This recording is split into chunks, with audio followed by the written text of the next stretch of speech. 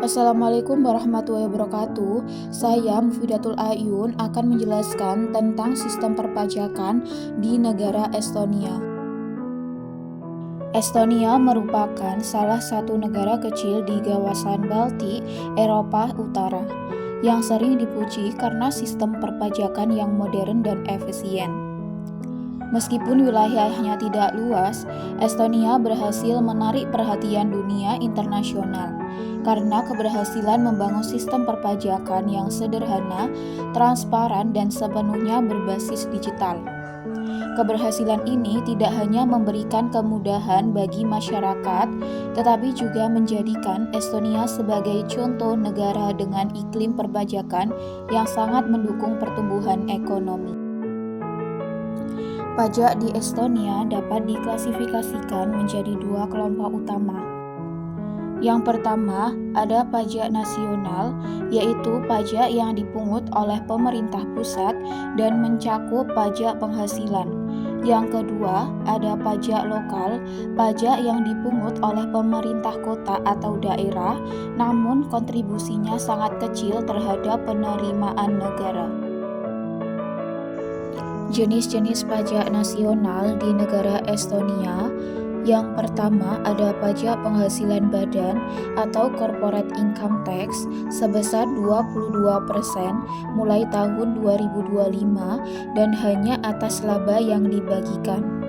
Yang kedua, ada pajak penghasilan pribadi atau personal income tax sebesar 22% mulai tahun 2025 dengan tambahan kontribusi asuransi pengangguran sebesar 1,6% dan dana pensiun sebesar 2% jika dipilih.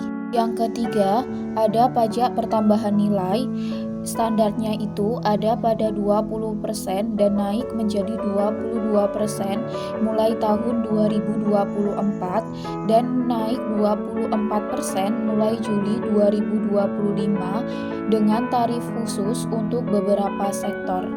Selanjutnya, ada pajak sosial atau social tax sebesar 33% atas gaji direktur dan pekerja untuk menandai jaminan sosial. Selanjutnya, ada pajak kendaraan berat untuk kendaraan angkutan barang di atas 12 ton. Yang terakhir, ada pajak perjudian untuk operator perjudian dan lotre. Selanjutnya, jenis-jenis pajak lokal di Estonia. Pajak lokal di Estonia kontribusinya sangat kecil dan hanya berlaku di tingkat kota atau daerah, antara lain iklan, pajak penutupan jalan dan jalan raya, pajak kendaraan bermotor, pajak hewan pemeliharaan, pajak hiburan, dan biaya parkir. Selanjutnya, ada sistem administrasi dan pembayaran pajak. Estonia sangat terkenal dengan sistem administrasi pajaknya yang serba digital. Hampir 99% pelaporan pajak dilakukan secara online melalui sistem e-tax yang dikelola oleh Estonian Tax and Custom Board. Dan untuk pelaporan pajak penghasilan, sosial, PPN, cukai, dan bea masuk dapat dilakukan dalam satu portal digital.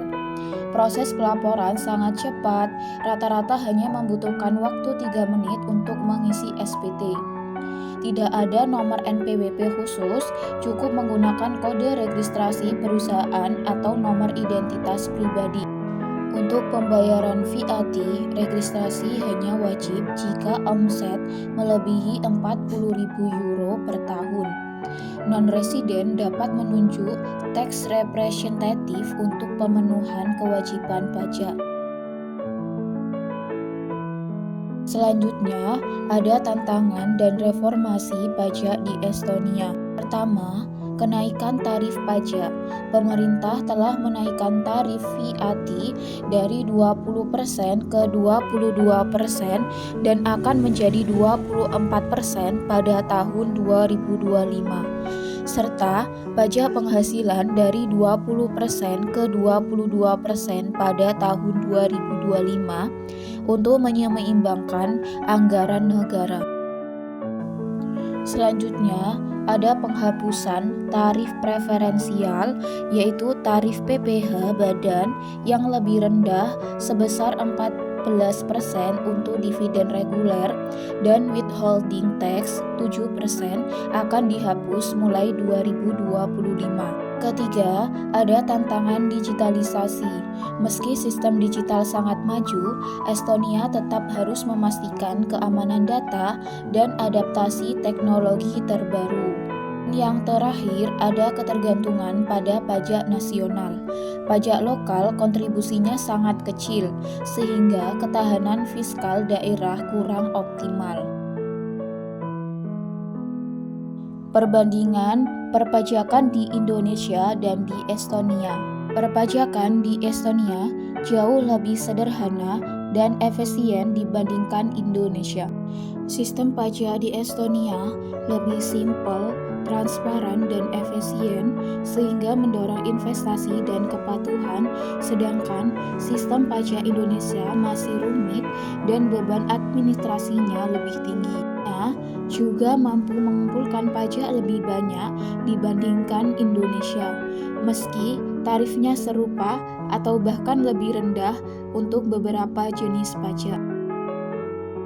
Sekian penjelasan dari saya. Apabila ada kekurangan, mohon dimaklumi. Wassalamualaikum warahmatullahi wabarakatuh.